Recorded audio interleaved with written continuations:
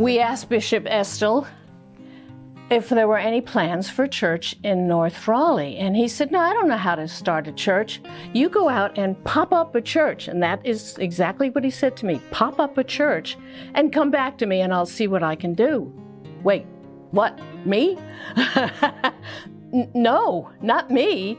He suggested I contact the rectors of St. Michael's and Good Shepherd to see if they had any parishioners who might be interested in forming a church in North Raleigh, near where they lived. So I found 15 other people, and we met in November. It took that long. We met in November with those two rectors, and we decided, okay, we're ready. We're going to form a church. So we went back to, 5 of us went back to Bishop Estill, and we said, we're here. What are you going to do for us? And he said, I will celebrate your first service, and I'll give you $2,000. It's a start. So we had our first service on December 5th, 1985, and 75 people came. And we thought, that's a good start. But now we had to find a place to meet on a regular basis. And that took time. But on January 26, 1986, we met at York Elementary School for the first time. And after the service, we had a meeting. And at that service, we changed our name from North Raleigh Mission to Church of the Nativity. We voted for that name. Now, why did we choose Nativity? Because we had been founded in Advent, or even earlier. And I couldn't believe the kind of people who showed up to be part of this church right from the start. We had people there who basically had developed and led us through a 5-year financial plan. They were laying it all out on overhead projectors out in the backyard and all this kind of stuff. From our very first, after our very first service, they had a choir and somebody playing this organ that Gordon had given them. They had a youth group designated. They had Sunday school established. We started at York Elementary School, and then it was not air conditioned, by the way. It was the gymnasium. And so we decided we could go to Ravenscroft Gymnasium. And it was air conditioned and it was heated. And then they decided they were going to have a renovation. So they kicked us out. So then we went to Hale High School, and we met in their chapel for maybe a year. We were like the Israelites in the wilderness. We had rolling bookcases that someone in the church had made that we put our used and donated prayer books and hymnals in, and they were rolled up to the front door of the gym. And then we built this building in 1991. There were 2 groundbreakers. That's possible, but the big one was right out there under that tree. And why that tree? It represented a lot for us because before we had this church, we would have services under the tree, and the children would have Sunday school class under the tree, and the children would play under the tree. That tree was that was a rock in the middle of us. It was great. There's a little bit of history in addition to that, and that is that when they brought the bulldozers on campus to start the heavy work, Emily was concerned that they were going to harm that tree with the heavy equipment, and I think you even laid down on the ground. I did.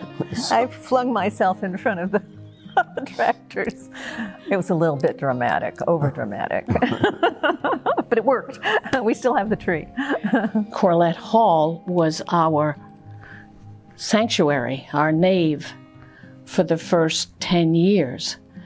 And we had chairs, not pews, and it also served, double served as a parish hall, which is what it is today.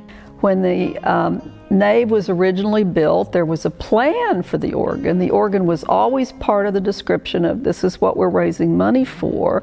We had the dedication of our wonderful Andover on November 16th, 2007. I think when you listen to someone who plays our organ well, I think you see God. I really do. St. Michael's was extremely helpful in those first years. But there is a misconception that we came out of St. Michael's, and we did not. We were 15 people from many, many different churches in the diocese, or no church at all, who wanted a church in North Raleigh, near their homes.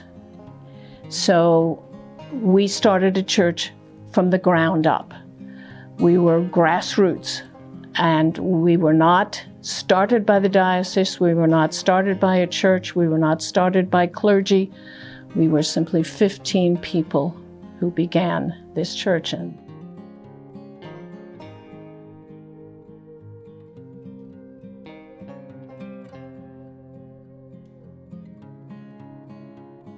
The people from the diocesan, our diocesan, asked me to be the nurse on the youth trip going to Honduras.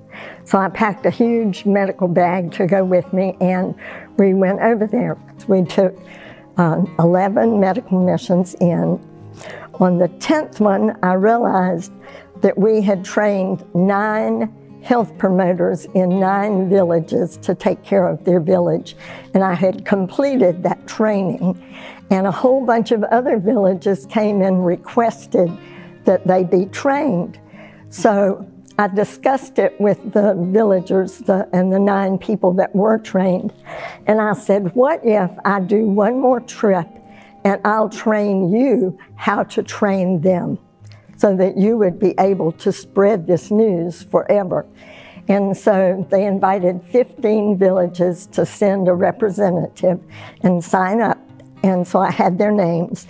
So I was able to come back to Nativity. They bought all the blood pressure cuffs and stethoscopes, all the equipment that I wanted for these new people.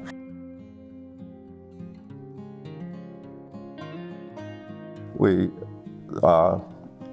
began supporting North Carolina Interfaith Power and Light, which was a program of the North Carolina Council of Churches, and their objective was to find solutions to climate change, hopeful solutions to climate change, and we worked very closely with them for many years.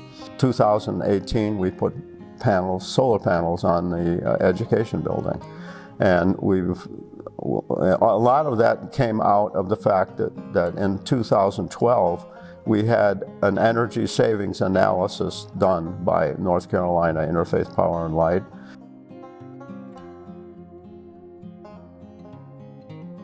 My oldest son played soccer up at REL Fields up in North Raleigh. And the other 2, Ryan and Katie, would mess around on the sidelines, as did all the siblings of all the players. And some parent would take a list of food to run up to McDonald's or a fast food restaurant and get food and bring back.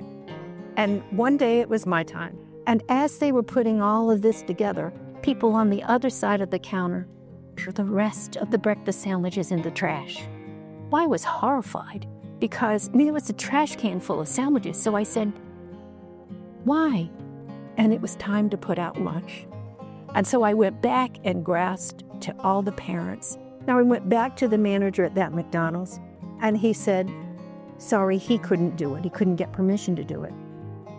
But then I went to our McDonald's, the one right here, over on 6th floor. And they said, yeah, we'll give you a sandwich. But we don't want to throw out good things. And so them from McDonald's to the donut shop down at Stonehenge, everybody started not throwing things away. And my sons and I would collect it and take it downtown.